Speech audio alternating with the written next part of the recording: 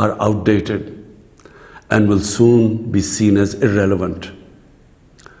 We need a common plan and strategy for global recovery and survival and prosperity of all humanity.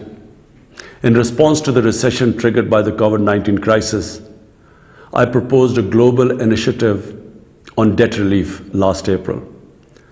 The debt suspension announced by the G20 and the emergency lending programs of the World Bank, IMF, and others have provided some breathing space. But according to the latest estimates, the developing countries need $4.3 trillion to recover from the pandemic and achieve the SDGs. Last December, at the special session of the UN General Assembly, I proposed several measures for generation of early financing to enable developing countries' recovery from the COVID-19 crisis. These steps include comprehensive debt relief and restructuring, the creation of $500 million in SDRs, larger concessional financing, and measures to halt and recover illicit financial flows from developing countries to haven destinations and to richer countries. But if we are to end poverty and hunger, we will need to go much further. I propose a 5-point agenda. First, we need to invest in sustainable agriculture infrastructure to facilitate transport, production and distribution of agricultural inputs and food products. The green lanes created by China are a good example. Second, governments need to more actively ensure adequate and fair prices for agricultural and food products. The so-called magic of the marketplace should be balanced with the very visible hand of the state.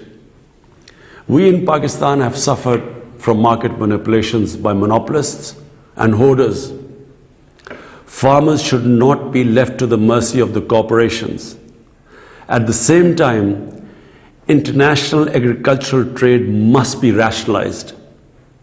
The huge agricultural subsidies provided by certain richer economies distort global markets and make it impossible for farmers in the developing countries to compete.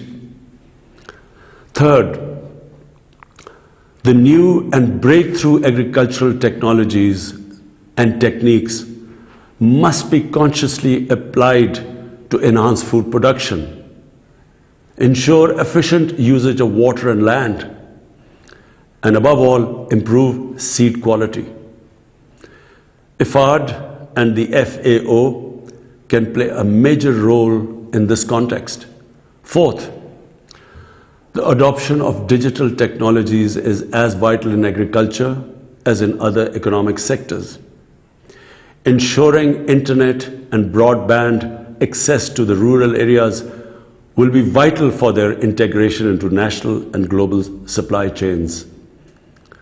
Fifth, and perhaps the most important, we must rethink our patterns of food consumption and production. We can eat better, and many of us would do well to eat less.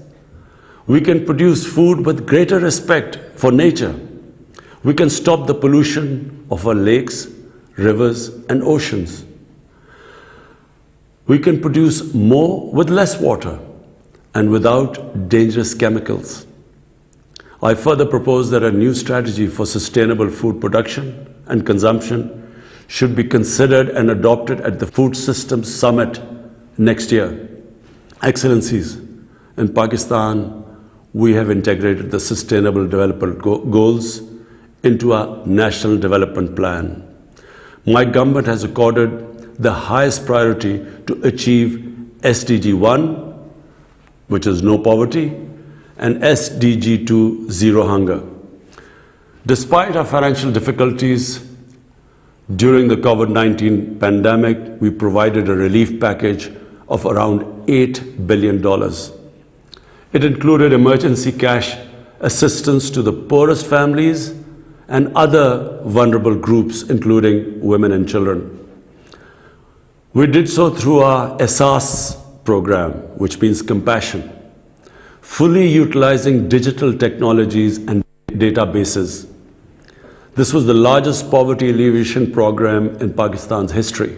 Agriculture sector, which had to grapple with the twin challenges of COVID-19 and locust attacks, which we were subjected to last year. But it continues to have my utmost attention. Budgetary allocation has been increased almost 3 times. Growth target for the current year has been set at 3.5%. We are also engaged in one of the largest reforestation programs in the world. We plan to plant 10 billion trees over the next 3 years. We will also set aside 8 large areas as national reserves or national parks. Under the China-Pakistan Economic Corridor, agricultural modernization has been included as a vital element of our development strategy.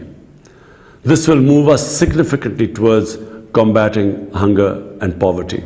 Excellencies, the national efforts of developing countries like Pakistan to promote sustainable development and eliminate poverty and hunger can only succeed through international cooperation. We desire such cooperation with all countries. We greatly admire the role played by IFAD in promoting such cooperation. I wish you all the success in the important deliberations of your current session. I thank you. Wazir-e-Azam Imran